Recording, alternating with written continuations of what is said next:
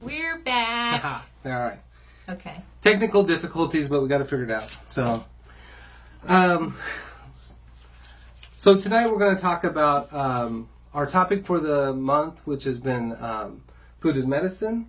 And this is our last week of this topic, and we're talking about living food. And so we're going to talk a lot about fermented foods and probiotic foods. A couple things. Next month, our topic is healing the gut. And with that, the goal is to restore normal gut function. And we're going to talk a lot about like IBS, Crohn's, ulcerative colitis, all those leaky gut, those kind of things that people are plagued with. And the focus is typically on medical management and then surgery or even natural medicine to ward off surgery. But what we're going to focus on is how to actually reverse the disease. So that's our main concern. So you'll notice we'll put out a little meme at the end of this that'll advertise next week's lecture in that series that we're going to do for August. As we go through this, living food talk, if you guys have any questions, feel free to let us know. Tell us where you're from and post your question. Last week we had over 1,000 views, which is awesome. And we also had like almost 85 maybe comments.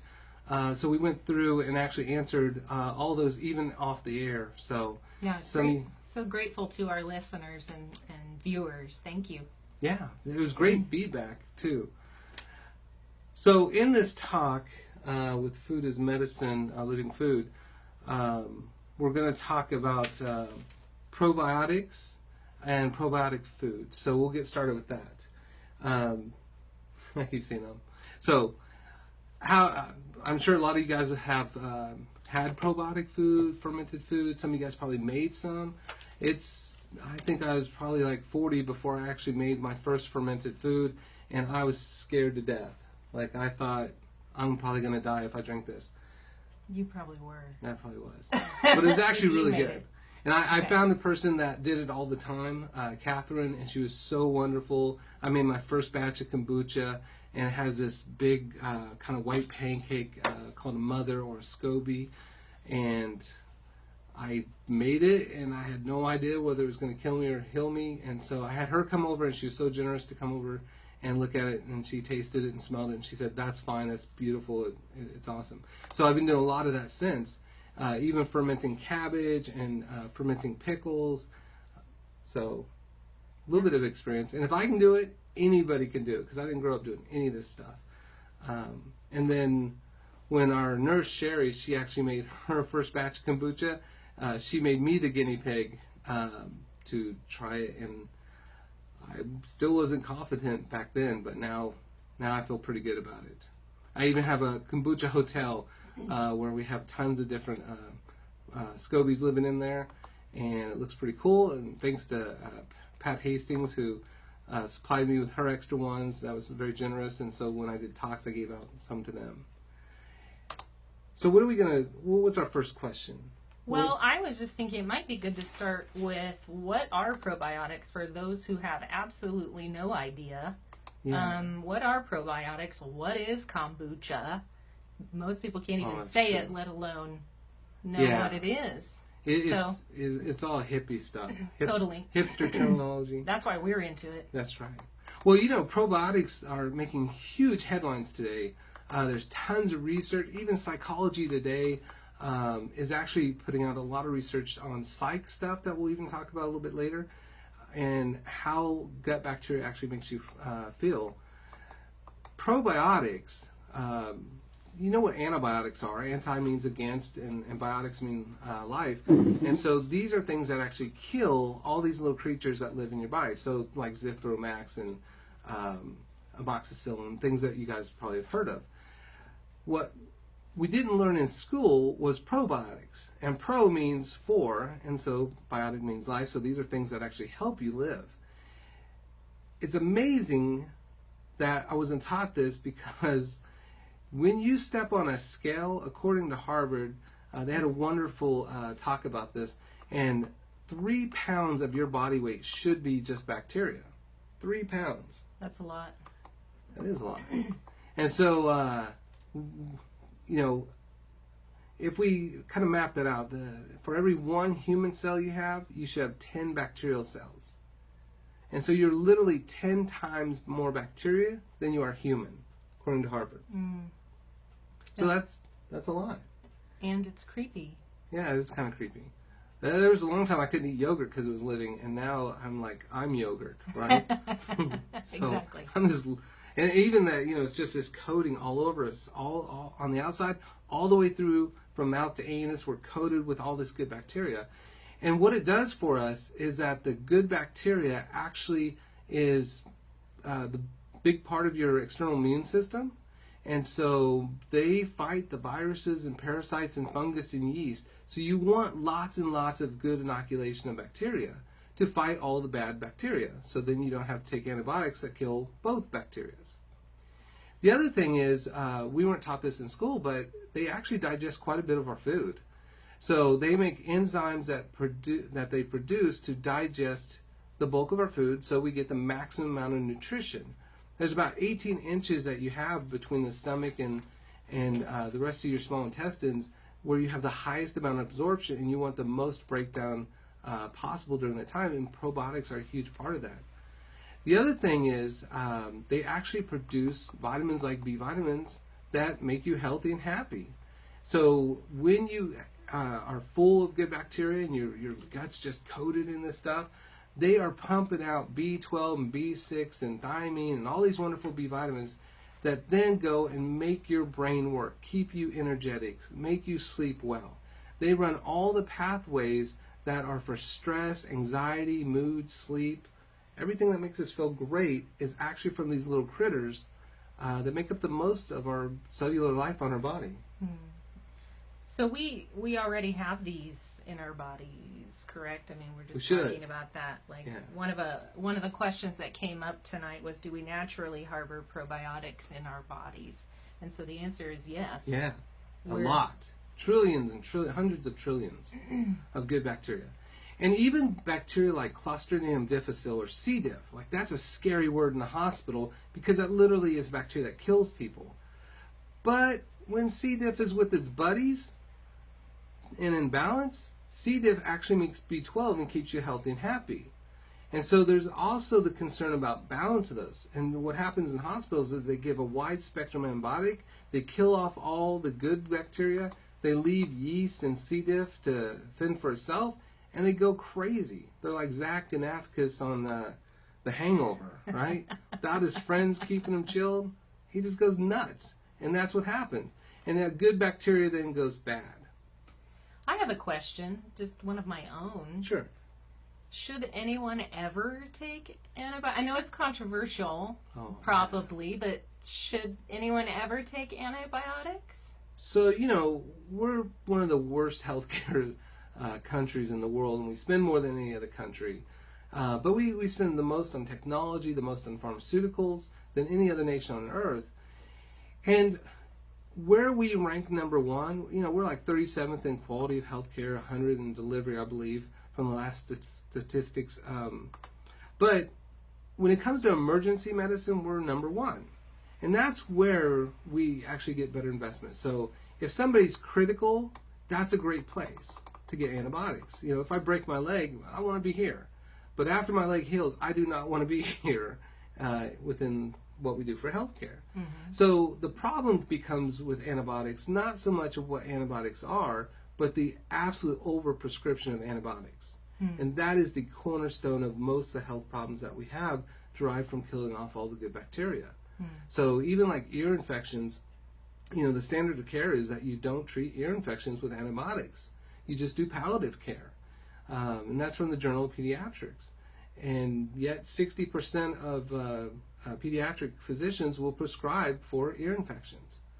So even though it's not the standard of care, it becomes the expectation of care, and it's wildly overprescribed, then kills off the good bacteria. Kid ends up getting asthma and more ear infections and allergies and sinus problems, and it just cascades from there. You can almost map this out from childhood antibiotics. I have another question on here. Kombucha has from Lynn. Lynn, kombucha She says kombucha has sugar, right? Yes. I thought sugar was the enemy. Yeah. You know, Americans didn't add sugar to their diet until somewhere in the late 1800s, I believe, when they started importing it. And then by the 1910s, it was, 10 pounds of sugar a year, which was insane. Now it's 160 pounds of sugar that we add to our diet in 50 different forms. So sugar gets a bad press, and sugar has its own problems when it's added to stuff. Now, the way you make kombucha is you make sweet tea with a cup of sugar or honey or maple syrup. And so, yeah, it has sugar in there.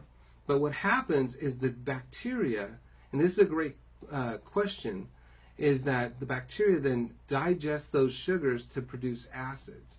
And it'll produce, like kombucha is a living, like green tea, fermented green tea, and it'll have 20 beneficial acids in there that go through your gut and restore the pH and kill off things that shouldn't live there, like yeast, or overgrowth of yeast, if you will.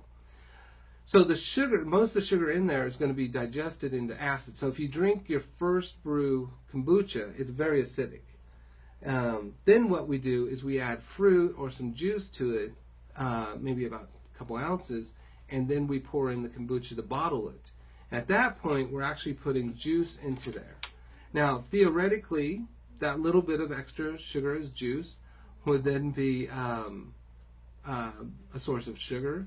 But one thing that fiber does and acids do is they will bind to free sugars and bind those up as fructooligosaccharides, and then your gut bacteria digests those and makes B vitamins and butyrate, which prevents cancer.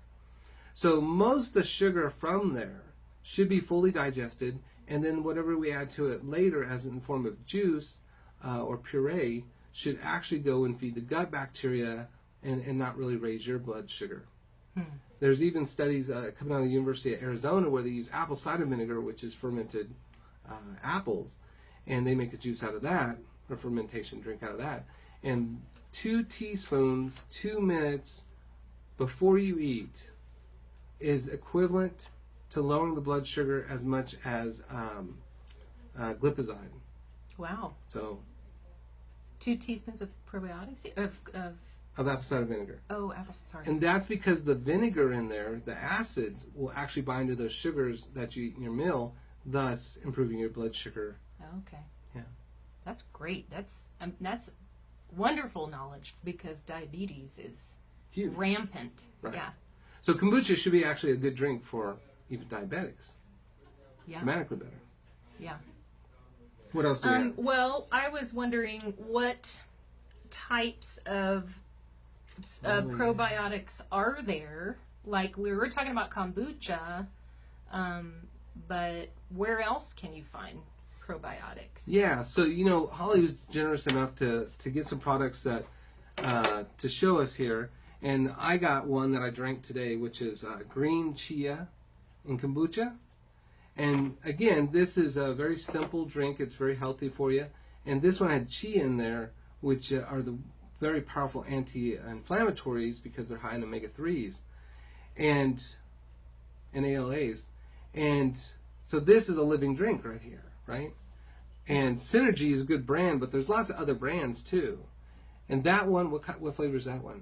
This is gingerberry. I got it because it matches the office. Not my office. And your shirt. Matches your shirt. No, it has ginger in it. It's one of my favorites. I like ginger for digestion in general, but I just really like this flavor. Yeah, people buy ginger candy sometimes, but that's sugar-coated ginger, whereas kombucha with ginger, you only get benefit from. Oh, that's great. And then what's this one here? And delicious. This is one that I have used a lot. It's a coconut water kefir. Kefir? Yeah, or kefir, yeah. Yeah. It's dairy-free, and it's coconut water, and it has several strains in it. Yeah, it has kefir cultures. And anyway, you take a certain serving every day of this. Dr. G's checking it out. He's making sure. So like this one has 7 different bacteria living in there. Yeah. So that's excellent. Yeah. And it's inexpensive. It's only, $11 or $12. So if you're worried about spending tons and tons of money on supplements or I spent a lot of time through my own research and personal struggles, trying to find things that were just like this, inexpensive and right on. Yeah. So. And this, like, they're taking advantage of us, I know. If you brew kombucha, it's like 10 cents a bottle. But if you buy a bottle like this, it's a couple bucks, if not a little bit more. So some patients will actually break this down into 4 drinks. And so they'll drink about a quarter cup a day. And but so this has 30 servings in it. Wow. So 30 servings for $11. Yeah, that's $11, really $12. good. That is a good deal. Yeah. So, buying these can, again, if they're a little bit expensive, they're not really too much more than like the crap people are drinking, like Red Bull and Monster and stuff. But it's gets you the same benefit, but without the toxicity of those. I didn't know that it is it known for increasing energy? I had no idea. So one of the things we do with patients that have problems is basically they overexhaust their hormones and they don't eat for the hormones. So then they basically end up in kind of hormonal bankruptcy. And one of the ways that you can get people out of that a little bit faster, or at least kind of fake it till they make it as they're making real changes, is by B vitamins. So like methyl B12 and reduced B vitamins, folate, those things run the biochemical pathways, especially through the homocysteine pathway, that regulate mood, brain function, memory, sleep, and especially energy. So those B vitamins should be made by you. And, that's one of those things where they say vegetarians or vegans, if they don't eat meat, they're going to be B deficient. They're going to have lack of B12 and get pernicious anemia. But that's not true. I mean, the meat doesn't make B12. The bacteria in the meat makes B12. So really, if you're a vegan, you could be uber healthy, just like most of the animals on the earth that are vegans. But you need to support your good bacteria. Yeah. So you should definitely make friends. That's right. Make friends with your bacteria. Don't be afraid. Yeah, that's a good point. Is you watch all those commercials, which are the worst thing. It's always fear, fear, fear, fear, right? So they show you the doorknob, and all the bacteria on there and viruses, and how it's going to, kill your whole family. But the reality is, you want those bacteria, because if you have, 750 different species of good bacteria on you, and you have 10 times more bacteria than human cells, then the vast majority of all those cells are going to protect you against that, rare exposure to rotavirus or Klebsiella pneumonia or something else. We're not advocating that you lick doorknobs, but if you are, you're probably better. If you are, that's okay. But the dirt in the soil, if kiddos play outside, not a big deal, right? Not a huge deal. It's a wonderful deal. Well, unless you use pesticides and herbicides in your yard, Okay. But if you have a lawn like I do, where it's just like, then eat that dirt, play in the dirt. My kids, one time I think I was building a clubhouse, they were digging up worms around the flower bed, and I think they might have eaten one, but they had dirt all down their face and stuff.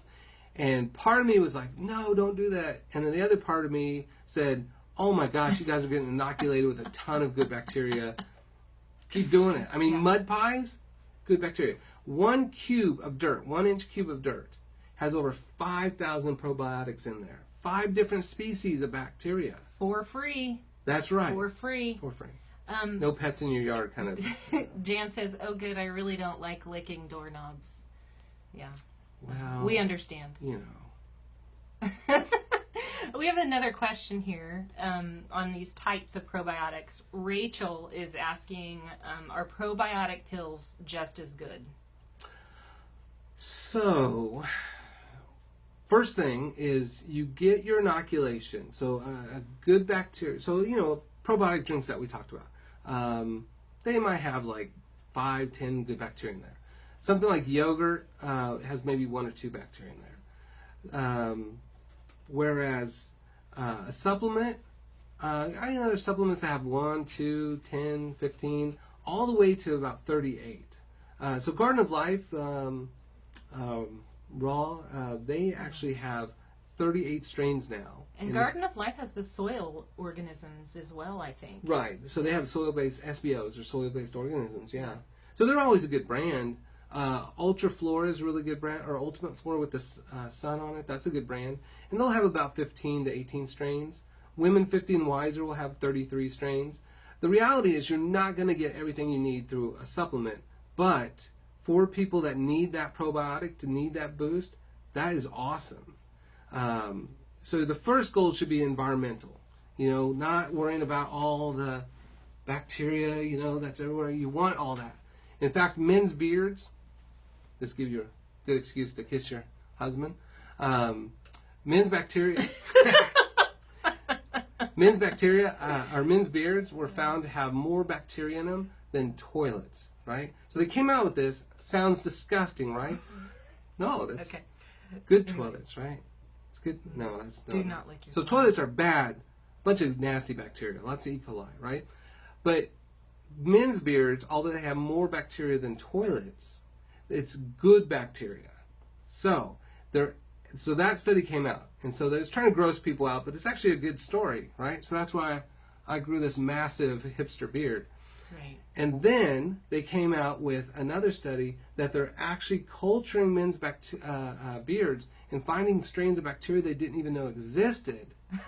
And it's a new hope for new strains of antibiotics that they're going to create. That's so weird. Yeah. That's interesting, though. Very interesting. That's not weirder than the newest way to get bacteria. So finally, you know, the medical community typically, you know, we're always behind on everything. And so, you know, what works in research takes, you know, decades to trickle down into clinical practice. That's why I just look at the research and I just pull that stuff down and do it. Now, there for a while, this was controversial, and now it's starting to become the standard. But after people have gotten way too many antibiotics because their immune system's just constantly being suppressed by stress and chemicals and high glycemic foods and sugar, they give them too many antibiotics, kill off their bacteria. They end up with all kinds of health problems. So the solution became fecal transplants. So you just have a friend poop in a bag, and then they put a tube down your throat, and then they push that poop down your throat, and then they pull out the tube, which is pretty gross at the end. And that's supposed to re-inoculate yourself with good bacteria. That's the solution versus like what Rachel's asking about. I'd probably want to take a pill than a Let's prevent poop that. tube down Let's prevent that from happening, people. But you know that's a good friend, right? I mean, someone will share their poop with you. That's good.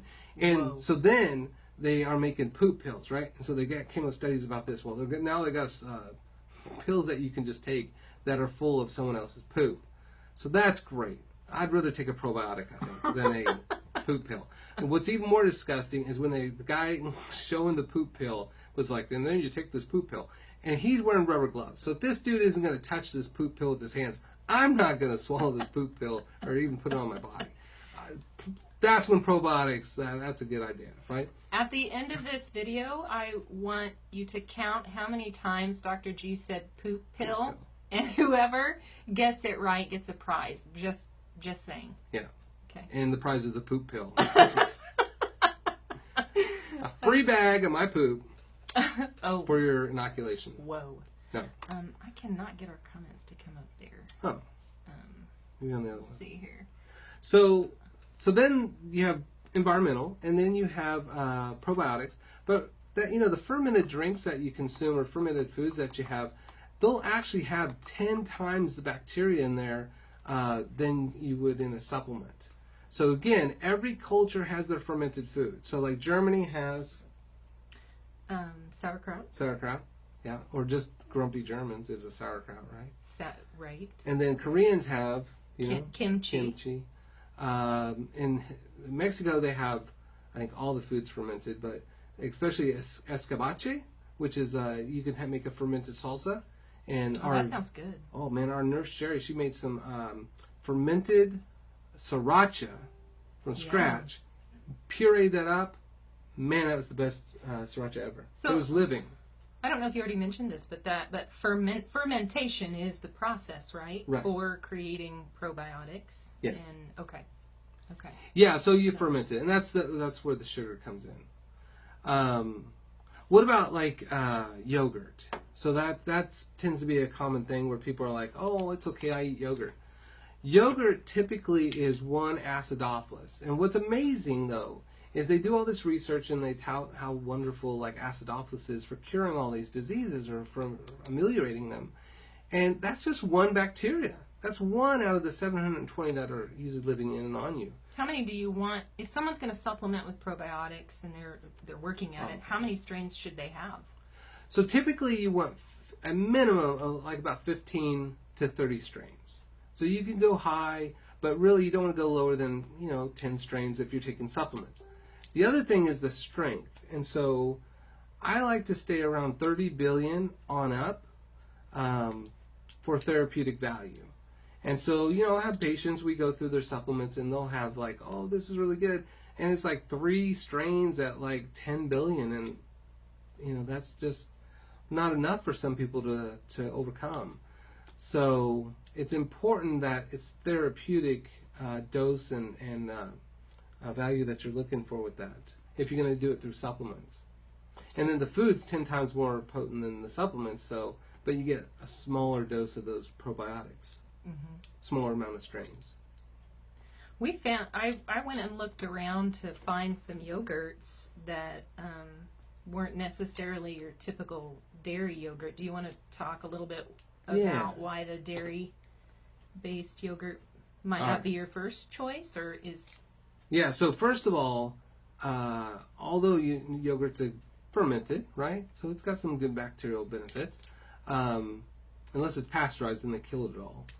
But the dairy is the problem for that. So this is a whole different discussion we might have. But dairy is the devil, okay? So it's the devil. Now, if you want to make human breast milk cheese, human breast milk yogurt, that's probably going to be fine. But you're consuming the amount of hormones that it takes and the amount of estrogen that it takes to take a 75-pound calf and make it into a 1,200-pound beast in 10 months. To get 1,000 pounds of growth, you have to have a tremendous volume of naturally occurring hormones. Not stuff we add, but we're breastfeeding from a cow, and then we become the calf. And then we complain that our estrogenic tissues grow, and men grow breasts, prostates swell up, women get breast cancer, uterine cancer, all those kind of things. So you don't want to do the dairy. But you can do like almond milk that's cultured. So you get almond milk yogurt, and then coconut milk yogurt. That's really good. Yeah. What did you have here? These are a couple of coconut milk-based yogurts that are fairly low in sugar too. I found over at Natural Grocers today, and this one is, I think it's also coconut cream. It does have pea protein isolate. I don't know what you think about that, but here was another one that I found, and pretty delicious. If you don't want to give up your yogurt, you do have options. You don't have to go with the dairy and the high sugar. There are options out there. You kind of have to look a little bit, but yeah, and these sometimes they'll put a lot of sugar in these. So the amount of bacteria and the amount of acid that's in here doesn't always work the same as you would with like kombucha. So this has 11 grams of sugar in the So Delicious, which 4 grams of sugar is 1 teaspoon. So it's, how about, sorry about that. I think we had a connection issue. Okay. So that's about 3 teaspoons of sugar, where this one here, this Daya, so people probably know this probably from like Daya cheese. But this one has 13 grams. So this one has more sugar than this one. So that's the only concern that you have, is when it's added sugar versus fruit sugar. And I heard that they're actually going to change the labels to look at what's added sugar versus naturally occurring sugar. So when they add fruit, you're not like considering that sugar necessarily. That's good. Like a puree. Yeah. We have a couple of really good questions on here, and I don't want to ignore you guys. So Lynn has asked, sometimes antibiotics seem unavoidable. What do you recommend doing after an antibiotic cycle to quickly bring everything back into balance? Yeah, so you want to be very aggressive when you take an antibiotic. And like you said, there's going to be points where there's certainly needs for medications, and in emergencies, that's the place, right?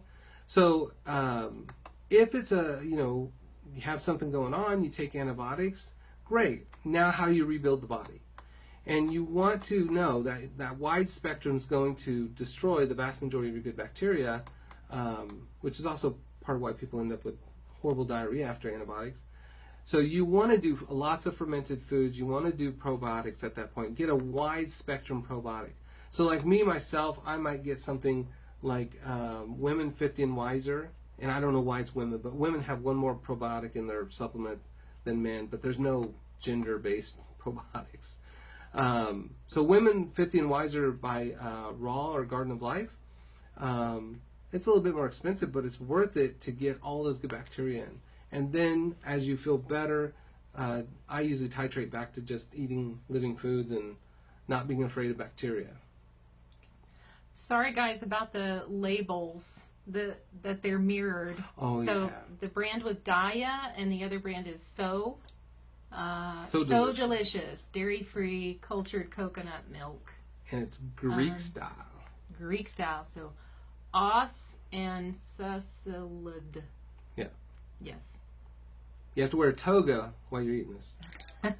And here's one of the very cheap, simple ways that you can get fermented stuff. So we talked about Germany. They have sauerkraut. And sauerkraut, you know, if you get it from the can, it's disgusting to me. It's basically they ferment it and then they pasteurize it and they slap it in can and keep it forever. That's not the same thing.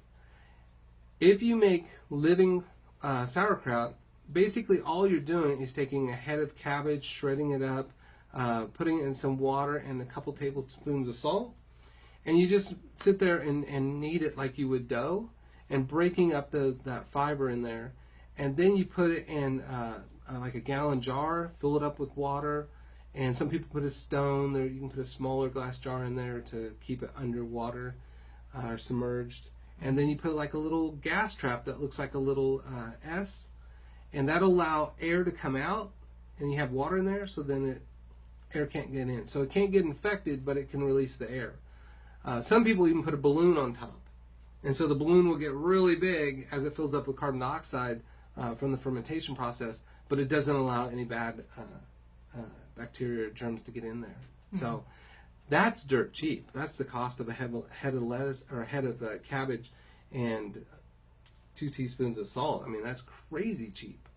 When I made dill pickles, same thing. It was just cucumbers sliced up, some mustard seeds, some spices, and dill, and 2 tablespoons of salt and the rest water, and voila. You keep them on your counter for like a week, and then if they look like they're done, they're bubbly and kind of broken down a little bit, then you just bottle them up in a jar, put them in the fridge, and they're good forever, basically. Yeah. And these are veggie-based, right? Right. Veggie-based probiotics. You can do sauerkraut. There's kimchi, brine pickles, brine olives. We have a great book, too. The book Nourishing Traditions has a lot of recipes. I know it's backwards, but it's called Nourishing Traditions. Does this help? No. By Fallon. Who is it? Susan Fallon? Yeah. A lot of fermenting recipes in there. Yeah, now, like any cookbook, they're going to have their bad stuff in there that I completely disagree with health.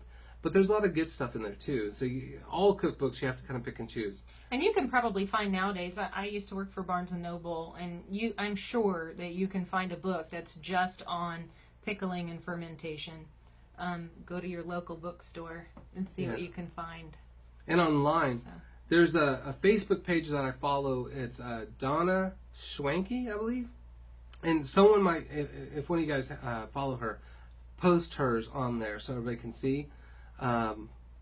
It's Schwanke, I think, or she's got a real interesting last name. But she has great stuff that she puts on there.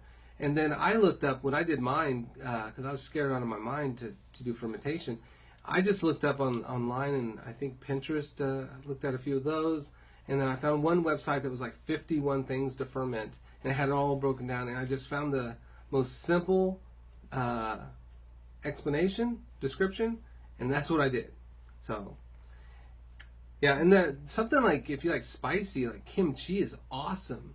So kimchi is very spicy with ginger and garlic, and like we said last time when we were talking about food as medicine, that ginger actually deplaques your arteries. So not only is it spicy, but it's cardiovascular beneficial.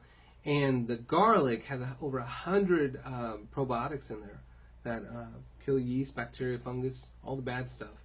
And if you don't, constant cleansing. Yeah, if you don't like to eat it plain, and tell me if this is okay, I would add it to when my soups would cool down a little bit. Yeah. Does the temperature matter? Because I would add it to my soups, Right. just to add a little extra, like some kimchi or sauerkraut or whatever, to add a little tang to it. Because I don't like to eat a lot of bland stuff. Yeah. But adding something, a fermented veggie probiotic is... No, that's great. Yeah. That's really great. And I noticed, and I still haven't tried it, but at I usually go to natural grocers, but I was at Green Acres the other day, and they had kale, fermented kale, and seaweed and beets, I believe. Wow. And I thought, okay, that's either going to be super disgusting, but it sounds like the most beneficial thing ever for health. Sometimes it's worth it. Yeah. If you're not used to the taste, sometimes it's worth it. Yeah. So you can put something like that, dilute that into something else to where you get that benefit. Yeah. Just like the kombucha for kids, a lot of times for our kids, I'll just put a little bit of that in a little bit of juice to dilute it a little bit so it doesn't have that kind of probiotic kind of, or, like a fermented taste. And our kids love it. It's very fizzy, so they think it's soda. So, and actually a lot of people use kombucha to get off drinking soda, because it's still fizzy, but it has all those B vitamins. So instead of depending on caffeine, you get the B vitamins for benefit. Yeah. And then we actually had a patient that was a patient of a friend that was severely OCD, and she tried drinking kombucha every day, and she was amazingly different over 1 week. And I think it's just the B vitamins made that kind of psychological change. Well, that brings up a good point. I was just going to ask. What is the connection between probiotics, between gut health and mental health? Yeah, so there's a ton of research about all this now. And when you look at things like leaky gut and how to restore it, fermentation and probiotics are a big part of that. So there's a ton of research that comes out now that is actually linking gut health to brain health. And really, anything that gets digested in the gut, broken down in the gut, that we absorb, that is what feeds the nervous system, the brain, the immune system, every cell in your body. But if our gut's messed up, then everything just goes right through. And that's why, especially after antibiotics, you really want to build up that good bacteria again. Mm. And you have some research there, don't you? I did find an article on the gut-brain connection and anxiety. I didn't have a lot of time to look through it, but... And this is from evolutionary psychiatry. And there's a really good part of psychiatry that called proteogenomic psychiatry that's just barely starting. And, part of that's the methylation process, which, is a very complex part, but the simplicity is B vitamins, which come from good bacteria. And so, if you don't have good, if you don't want to take supplements, make your body make that stuff. And then your brain helps.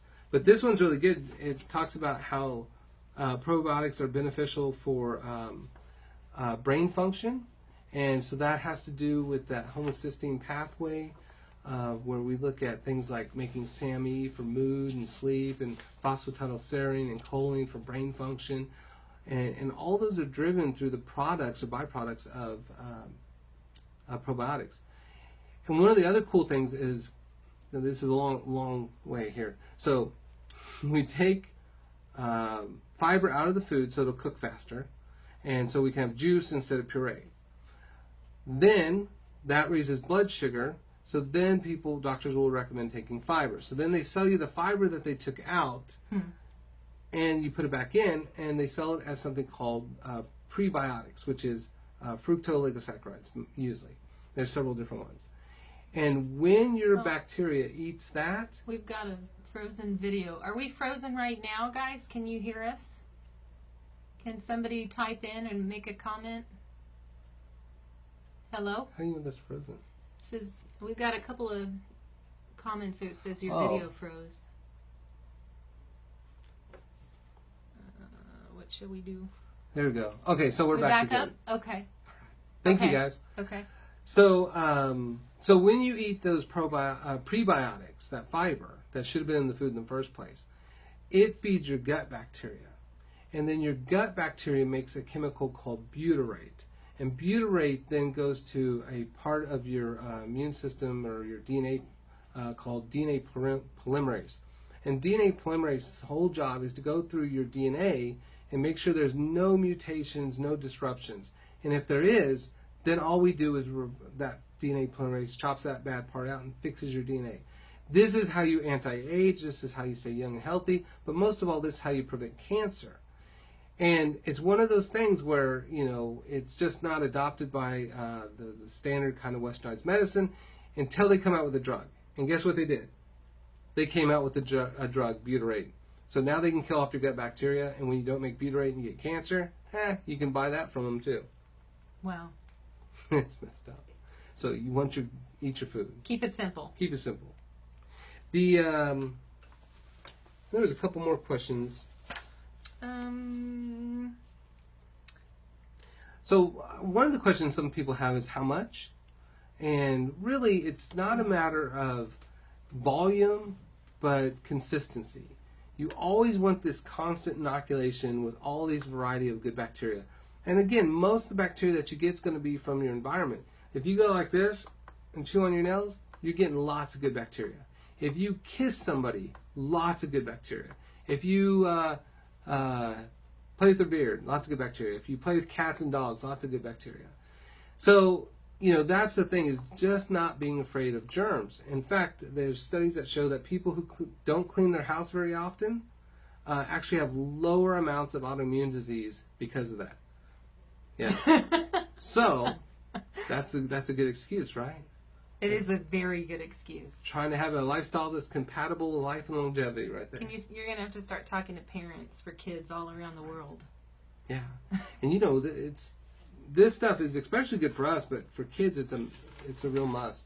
In my days, you didn't have to worry about any of this because you just said go out and their parents lock the door and you dig in the dirt and stick every crazy thing you find in the yard in your mouth and chew on it and bite your nails and toes, and it's all good. Lots of good bacteria. You know what I'm talking about, right? Yes, I eat from the soil every day. No, I don't eat from the soil every day. Oh, that reminds me. If you garden, gardening. Yeah, one of the great ways is those cherry tomatoes. Don't use pesticides on your garden. But if you take those little cherry tomatoes or whole tomatoes or pears off the tree and you eat those, they're covered with tons of good bacteria. Tons. So it's a very cheap way to get lots of good bacteria. And like a carrot, we talked about soil-based organisms. Pull that carrot out of the ground, rub off all the dirt, and then just eat it. Take a walk on the wild side. That's right. For wild side. Right. All right, so we're pretty close to wrapping up here. I like talking for hours, but... I did have another question, though. Yeah. Because our talk really was about living foods. Does that only include probiotics, or are there other living foods? I guess... Humans, now that... if you're a cannibal, that's a living food. Whoa. Is that right? That's not... now we're against eating humans? I guess it may... Now that I'm thinking through it a little bit, if everything has some microorganisms on it, is it only microorganisms that are considered living? Yeah. Quotes, living. Yeah. So, outside... So a piece of broccoli... So a raw piece of broccoli versus a cooked piece of broccoli wouldn't be considered living versus dead? Right. In the sense of fermentation or probiotics. Yeah. Okay. Now, if you have broccoli that's, not cooked, it's probably full of good bacteria anyways. And then when you cook it, you usually kill those bacteria. Okay. So it's the difference between raw and whole versus... Yeah. Okay. And that's just good bacteria on there, not fermentation. Okay. Now, if you let it rot, it'll ferment. Okay. Yeah. How does alcohol play a role? So that's a good point. Alcohol and wine are fermented, so sometimes patients will talk about that as an option, but those are pasteurized, so they're not fermented anymore. I was going to ask you about that. So it should be, all of these things should be unpasteurized, is what you're saying. Exactly. Okay. Yeah, you know, in America, we're scared of, like, you know, you can, any living thing, you can buy an AK-47 off Facebook, but you can't buy cheese that's alive. So in France, their living thing is cheese. So when you eat cheese in France, you're actually eating good bacteria. So is cheese in France considered a probiotic because it's live? Yeah. Oh, interesting. Yeah. Okay, I guess that makes sense. Now, if you make beer in your bathtub, you don't pasteurize it. You're good to go. Yeah. If you drink. I don't know about that. All right, so as we wrap it up, a couple things. So next week, next month, our topic is for August, gut health and restoring the gut, healing the gut. So that's all we really want to focus on is restoration, not chronic management. So when we talk about irritable bowel, Crohn's, ulcerative colitis, we'll talk about food sensitivities, we'll talk about leaky gut. But the goal is not to chronically manage it, either synthetically or naturally, or chop stuff out. The goal is how do we reverse these diseases? And it's very surprising, I think, when patients learn you can really reverse IBS, Crohn's, ulcerative colitis. And it's a miracle for so many patients. The other thing is we'll post some articles, and we'll post some memes that look at different fermented things that you can do, and maybe some links to some fermentation places. Really just kind of look on Facebook or on the internet to kind of find people that are already doing that, and then kind of get some advice from them as you go along. But feel brave about it. Try the already prepackaged stuff, but that's expensive. I think someone actually mentioned that. It is expensive, but it is dirt stinking cheap to make your own. Absolutely dirt cheap. Yeah. And like we said before, keep trying. Don't give up. Keep trying with all of these things. Yeah. So, thank you guys for attending, and please share this video with your loved ones. Feel free to post any questions even after all this, and I try to go through and wrap all that up. The other thing is we have little Easter eggs in our talks, and we didn't tell you guys about that. So this is our third one, but each time in each video there's a secret Easter egg hinting something that's weird or unique or different, and they should be fairly obvious once you see them, but I like to see if you guys can figure those out. So there might be an Easter egg in it for you, meaning a prize for you if you figure them out. That's right. So, and if you have some really good questions, we might answer those on the next time too. And I also promised you guys last week a reading from a book. Oh, yes, that's in the works. From 1910. Sure. Yes. And it talks about all this same stuff, how we're alterating food and poisoning the population. But back in 1910, we taught it to school children. Today, we deny it and say it's all safe. Coming soon. Coming soon, yeah. Mm-hmm. So, look forward to see you guys next week. Do we have any last questions? Yeah. I think we're good. All right. Everybody good? Okay. All right. Bye, guys. Have a good night. Bye, you guys.